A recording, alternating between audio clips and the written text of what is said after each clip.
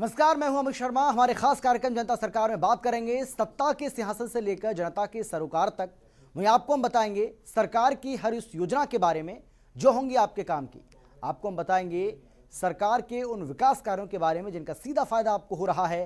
तो अगले 30 मिनट तक आप बने रहिए हमारे साथ और देखते रहिए जनता सरकार।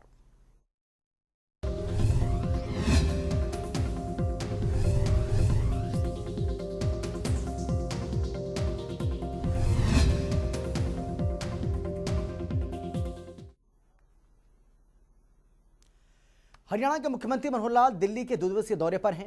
इस दौरान शुक्रवार को उन्होंने केंद्रीय गृह मंत्री अमित शाह से उनके आवास पर पहुंचकर मुलाकात की।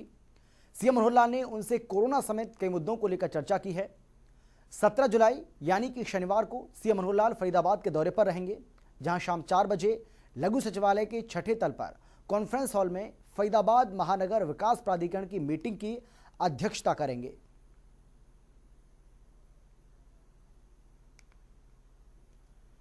वहीं अंबाला में 300 करोड़ रुपए की लागत से बन रहे 1857 की क्रांति शहीदी स्मारक का गृह मंत्री अनिल विज ने निरीक्षण किया। इस दौरान उन्होंने आला अधिकारियों के साथ बैठक कर दिशा निर्देश भी दिए। हरियाणा के मुख्य सचिव विजय वर्धन और प्रसिद्ध इतिहासकार प्रोफेसर पुष्पेश पंत भी इस दौरान मौजूद रहे।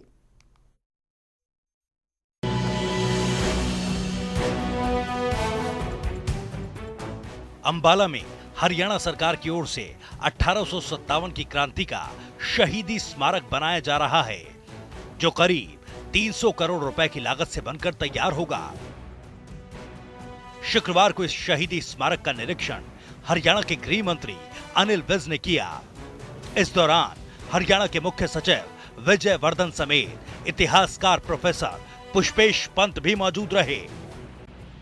वहीं निरीक्षण के बाद मीडिया से रूबरू हुए गृह मंत्री अनिल विज ने बताया कि 1857 की क्रांति की शुरुआत मेरठ से 10 घंटे पहले अंबाला में हुई थी और इस बात के तथ्य भी सामने आए हैं।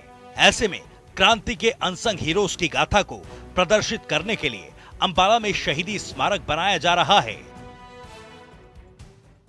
आजादी की पहली लड़ाई का स्मारक यहाँ पर 22 एकड़ में लगभग 300 करोड़ रुपए की लागत से बनाया जा रहा है। वैसे तो इतिहास में यही अंकित है कि आज़ादी की पहली लड़ाई मेरठ से आरंभ हुई थी, लेकिन हरियाणा के ही कुछ इतिहासकारों ने इसकी खोज की। उसके दस्तावेज भी उपलब्ध हैं कि मेरठ से भी 10 घंटे पहले अंबाला में इसकी शुरुआत हो गई थी। ये मामला मैंने सन 2000 में विधानसभा में उठाया था और मैंने कहा था कि उन अनसंग हीरोज की याद में अंबाला में कोई स्मारक बनाया जाना चाहिए। सरकारें बदलती रहीं, बार बार मैं उठाता रहा, लेकिन जब ये मामला मैंने मुख्यमंत्री मनोहर लाल खट्टर जी के सामने उठाया तो उन्होंने इसकी स्वीकृति प्रदान की और उन्होंने पूरी रुचि लेते हुए इसको बनाने के आदेश जारी किए। वहीं अनिल विज ने कहा कि पीडब्ल्यूडी विभाग ने कम समय में इस स्मारक का 80% काम पूरा कर दिया है। यहाँ वीरों की गाथा फिल्म, ओपन एयर थिएटर और लाइट एंड साउंड शो के माध्यम से दिखाई जाएगी। आज ये पीडब्ल्यूडी विभाग ने जो सिविल वर्क जिनके पास था, बहुत कम समय में ये लगभग 80% काम इसका पूरा करके दिखा दिया। अब इसमें आर्ट वर्क दिखाया जाएगा। इसको 3 भागों में हमने विभाजित किया है। पहले भाग में हम ये दिखाएंगे कि अंबाला में इसकी शुरुआत कैसे हुई, क्यों आज़ादी की लड़ाई लड़ी गई और क्या क्या हुआ यहाँ पर, वो सारा हम दिखाएंगे। दूसरे हिस्से में हरियाणा में सारे में वो लड़ाई कहाँ कहाँ कैसे लड़ी गई वो दिखाया जाएगा और तीसरे हिस्से में सारे हिंदुस्तान में ये लड़ाई कहाँ कहाँ लड़ी गई, झांसी की रानी कहाँ लड़ी, तात्या टोपे कहाँ लड़े, बहादुर शाह जफर ने की क्या भूमिका रही, वो सब कुछ इसमें दिखाएंगे। कई माध्यम से दिखाएंगे।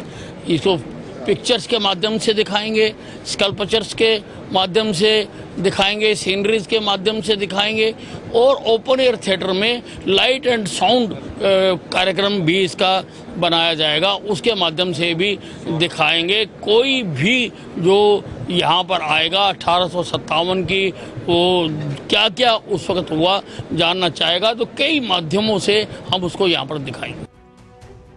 इसके साथ ही अनिल विज ने कांग्रेस को लेकर कहा कि आज तक कांग्रेस ने यही बताया कि आजादी की लड़ाई उन्होंने लड़ी है, लेकिन 1857 में तो कांग्रेस का जन्म भी नहीं हुआ था। नहीं, 1857 में तो कांग्रेस का जन्म भी नहीं हुआ था। कांग्रेस का जन्म हुआ है 1885 में और कांग्रेस ने आज तक देश को यही पढ़ाया कि आज़ादी की लड़ाई उन्होंने लड़ी है, लेकिन उनके जन्म से भी 28 साल पहले 1857 में आज़ादी की लड़ाई आरंभ हो गई थी, लोगों ने अलग जगा दी थी।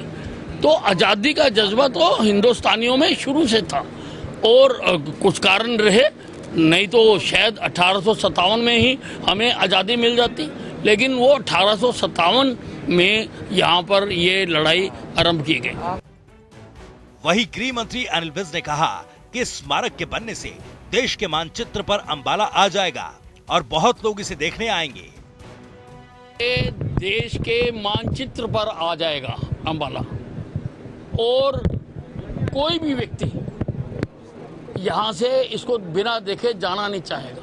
ये नेशनल हाईवे के ऊपर है और हम उम्मीद कर रहे हैं कि यहाँ पर बहुत ज़्यादा फुटफॉल होगा, बहुत लोग इसको देखने आया करेंगे और लोग जो उस वक्त के शहीद थे उनको अपने ट्रिब्यूट्स देना चाहेंगे।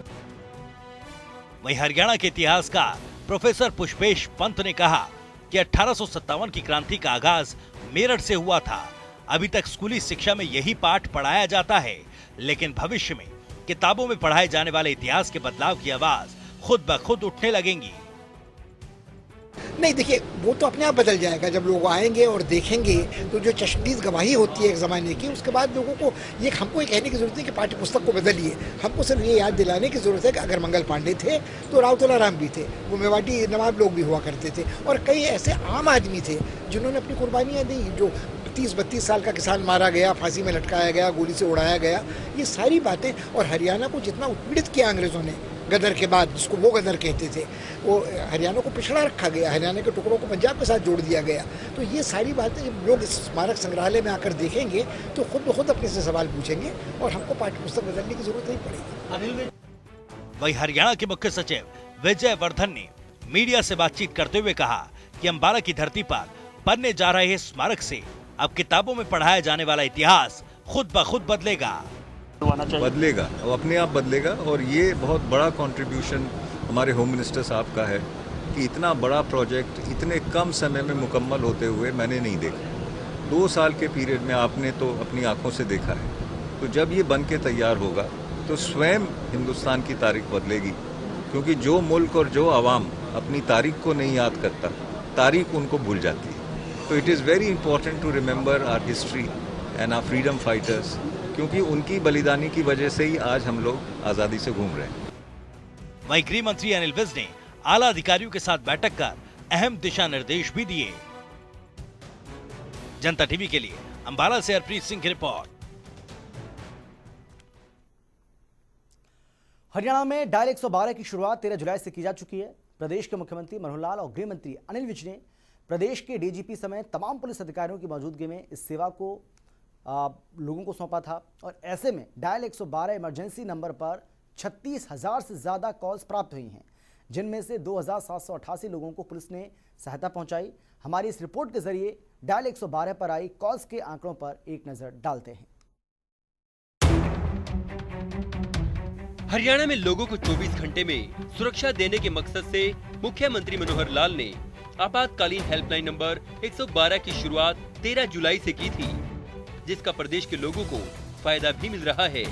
ऐसे में अगर आंकड़ों की बात करें तो शुक्रवार दोपहर तक यानी पहले 64 घंटों में कुल 36,083 कॉल्स प्राप्त हुई। 13 जुलाई को पहले 16 घंटों में कुल 12,871 कॉल्स, 14 जुलाई को अगले 24 घंटों में 12,454 कॉल्स। 15 जुलाई को कुल 10,758 कॉल्स प्राप्त हुई।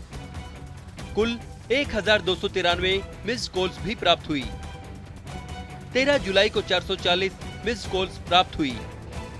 14 जुलाई को 512 मिस्ड कॉल प्राप्त हुई। 15 जुलाई को 341 मिस्ड कॉल प्राप्त हुई।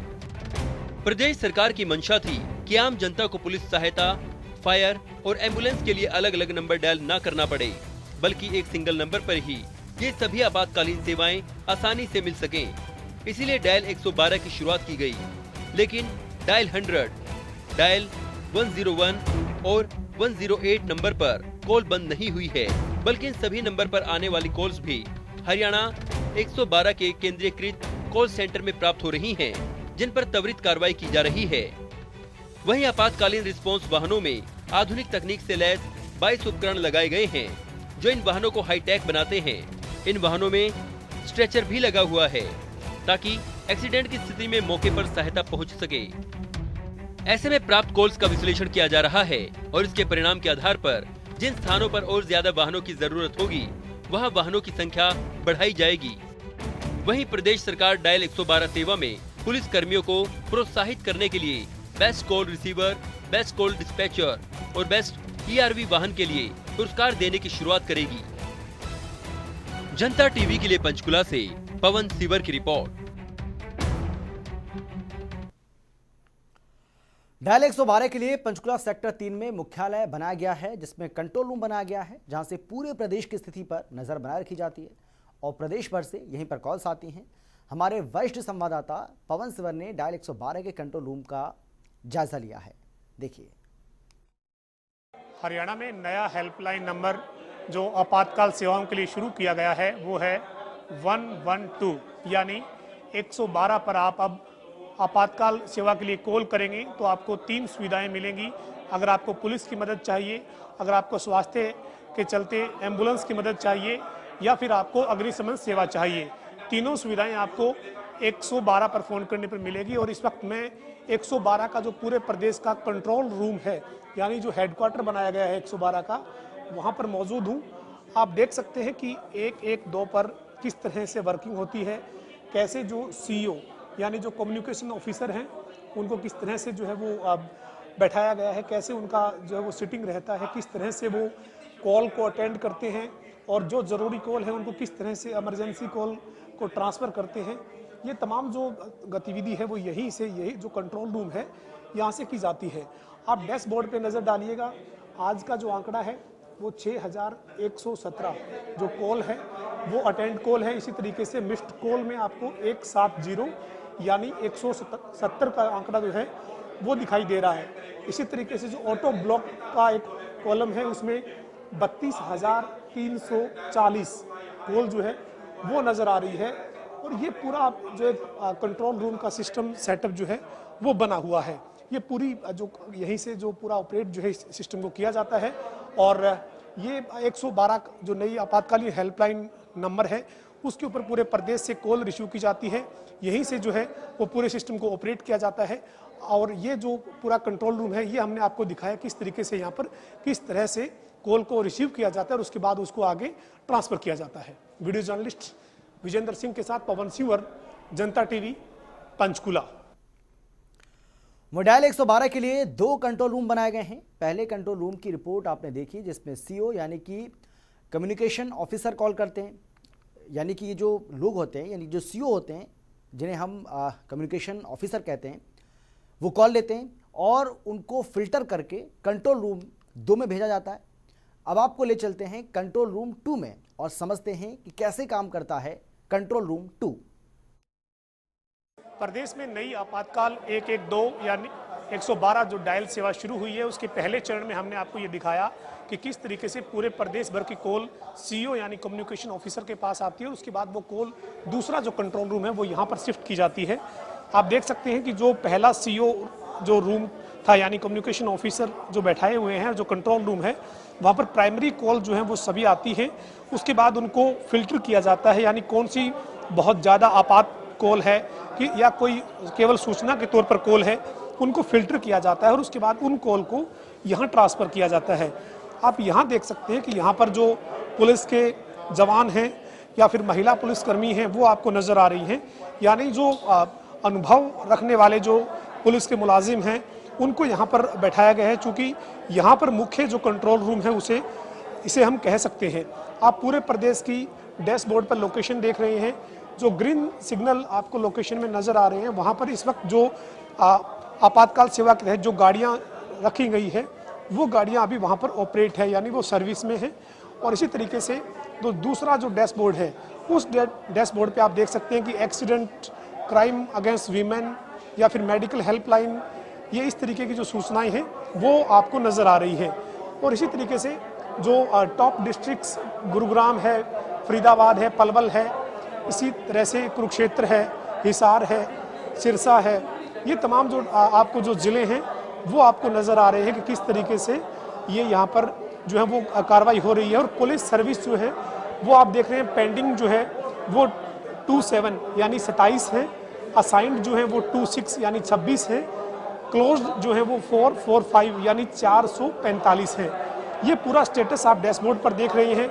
ये जो कंट्रोल रूम है इस कंट्रोल रूम को मुख्य कंट्रोल रूम कहा जा सकता है, क्योंकि पहला जो कंट्रोल रूम है वो सीओ जो है यानी कम्युनिकेशन ऑफिसर के तौर पर कुछ जो युवक युवतियां हैं वो वहां पर रखे गए हैं, ताकि वो वहां से जो अपराध जिस तरीके का है या जो सूचना है उसको फिल्टर करते हुए इस मुख्य कंट्रोल रूम तक जो है वो भेजे। और मुख्य कंट्रोल रूम में सूचना आने के बाद जो एक्शन है उस एक्शन के लिए संबंधित जो जगह है वहाँ पर गाड़ी भेजना या फिर जो जरूरी सूचना है उस सूचना को वहाँ ट्रांसफ़र करना, यानी फाइनल एक्शन जो है वो इस कंट्रोल रूम से रहता है। ये प्रदेश की 112 की नई जो आपातकालीन हेल्पलाइन है उसके 2 कंट्रोल रूम हमने आपको दिखाए हैं। पंचकुला में जो 112 का हेल्पलाइन जो शुरू हुई है नई आपातकालीन हेल्पलाइन, उसका जो मुख्यालय है इस वक्त हम उसमें मौजूद हैं। और यहाँ के दोनों जो कंट्रोल रूम है यानी सीओ यानी कम्युनिकेशन ऑफिसर जो अटेंड करते हैं कॉल, और उसके बाद मुख्य कंट्रोल रूम जहाँ पर पुलिस के अधिकारी कर्मचारी जो सीनियर हैं, जो अनुभवी हैं, इस डायल 112 के लिए जिनको प्रशिक्षित किया गया है वो लोग यहाँ पर बैठते हैं। और इस तरीके से पूरे प्रदेश में डायल 112 काम कर रहा है। वीडियो जर्नलिस्ट विजेंद्र सिंह के साथ पवन सिंह और जनता टीवी, पंचकुला। डायल 112 पर कैसे काम होता है और ये आपने देख भी लिया, समझ भी लिया है। अब हम रूबरू करवाते हैं इसके पीछे खड़ी टीम से। इस टीम में दूरसंचार एवं आईटी के एडीजीपी और डायल 112 के नोडल अधिकारी ADGP Arshinder Singh Chawla, SP Uday Singh Meena, SP Rajesh Phogat, ASP Nitish Agarwal और डीएसपी नुपुर बिश्नोई शामिल हैं। वहीं जनता टीवी ने दूरसंचार एवं आईटी के एडीजीपी अर्शिंदर सिंह चावला से बातचीत कर डायल 112 से जुड़ी हर जानकारी जानी है। हरियाणा पुलिस का पहले ही नारा है कि सेवा, सुरक्षा और सहयोग, और उसके बाद अब आपातकाल सेवा के लिए 112 ये सेवा शुरू की है। मेरे साथ एडीजीपी अर्शिंदर सिंह चावला हैं, साथ ही जो है वो नूपुर हैं, इसके अलावा राजेश फोगाट हैं पुलिस के अफसर, और उदय सिंह मीणा है। ये वो टीम है जिनके नेतृत्व में हरियाणा में डायल 112 सेवा शुरू हो पाई है। इसके अलावा तमाम आईपीएस अफसर जो है वो इससे जुड़े रहे हुए हैं, चाहे हम नीतीश अग्रवाल आईपीएस अधिकारी हैं उनकी बात करें, ये पूरी वो टीम है जो डायल 112 की सेवा को शुरू करने में पहले दिन से लगी रही। और अंतिम अब चरण में मुख्यमंत्री ने और हरियाणा के गृह मंत्री ने इस सेवा का शुभारंभ कर दिया है, प्रदेश के लोगों को ये सेवा सौंप दी है। लेकिन क्या बारीकियां रही है इस 112 की, इन पर बातचीत करेंगे। एडीजीपी टेलीकॉम है अर्शिंदर सिंह चावला। सर, सबसे पहले ये बड़ी चुनौती थी, 3 साल पहले सरकार ने घोषित किया इसको, और आपको खासतौर पर यहीं पर उस दिन ये जिम्मेदारी दी गई थी कि अर्शिंदर चावला इस सेवा के साथ जुड़ेंगे, इसको देखेंगे। कहाँ इस तक पहुंचने में कैसे क्या क्या मुश्किलें रही सर? मेरे ख्याल से उन मुसीबतों को या समस्याओं को बताऊंगा काफी समय लग जाएगा। ये सर देखिए, क्योंकि इसके अंदर सारी रिलेटेड इश्यूज थे। 1 के state of the art centre और बिल्डिंग होनी चाहिए। 2 वाज द टेक्नोलॉजिकल इनपुट, कि हमारी टेक्नोलॉजी अपडेटेड होनी चाहिए और लेटेस्ट होनी चाहिए। तीसरा था चूजिंग द राइट पीपल, कि सही लोग इसके अंदर आकर सिस्टम को मैन कर सकें। उन लोगों को लेकर उनकी ट्रेनिंग, वो अपने आप में एक और चीज थी। और फिर था कि जो गाड़ियां हैं उसकी ब्रांडिंग ऐसी हो कि लोगों को ये गाड़ियों से एकदम मदद की भावना आए, उनको ये भावना ना आए कि पुलिस हमारे को उठाने आ गई है या हमारा नुकसान करने आ गई है। तो इन सारी चीजों से निकलते हुए हमने एक एक स्टेप को इसको इंश्योर किया उसके बाद हर कदम को स्ट्रेंथन किया और अभी 12 तारीख को ये गोल आई हुआ है। 3-3.5 दिन गुजर चुके हैं।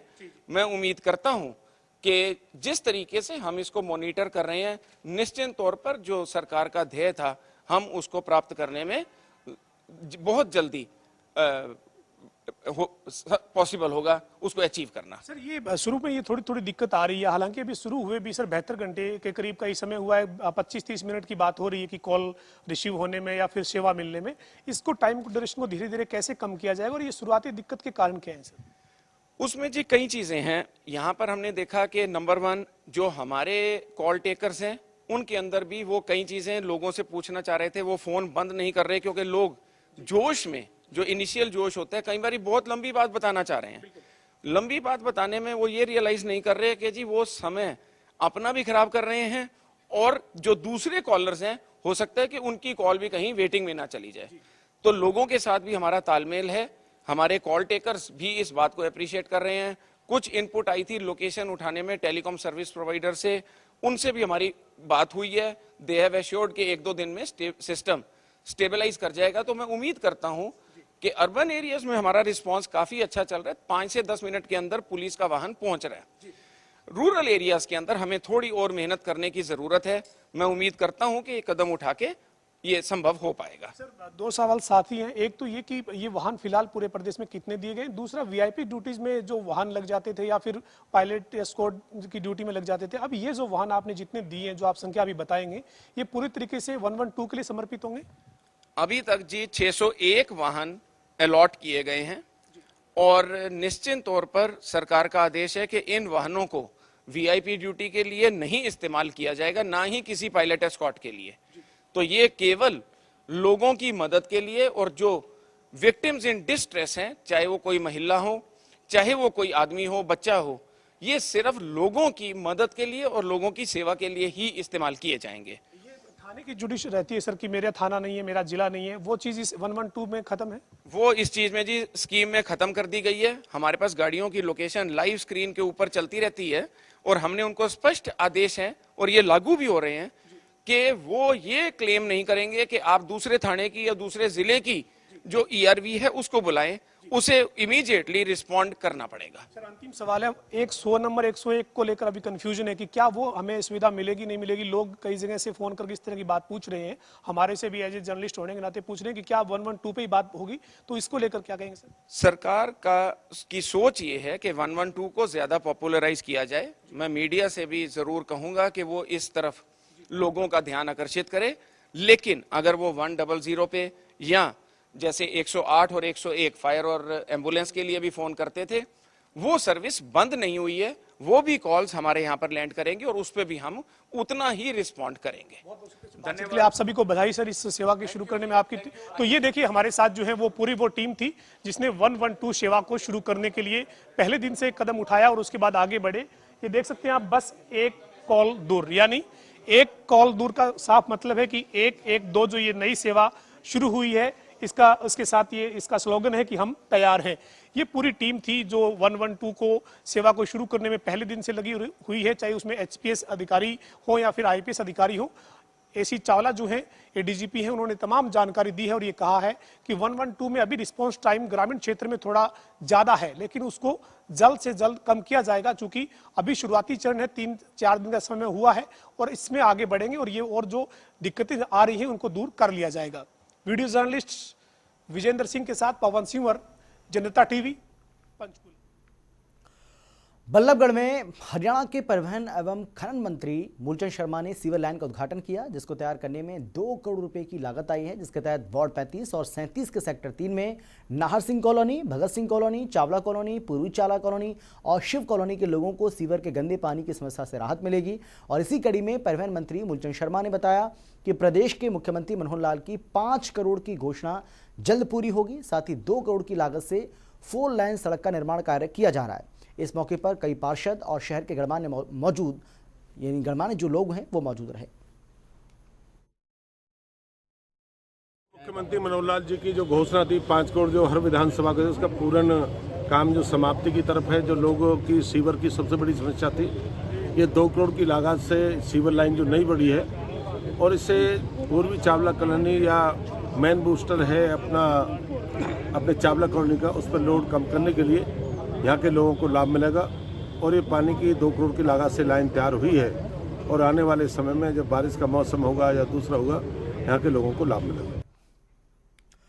यमुनानगर में आज जिला लोक संपर्क और कष्ट निवारण समिति की मासिक बैठक हुई है। इस बैठक में सरकार के रोजगार विभाग के सचिव नितिन कुमार यादव ने अध्यक्षता की।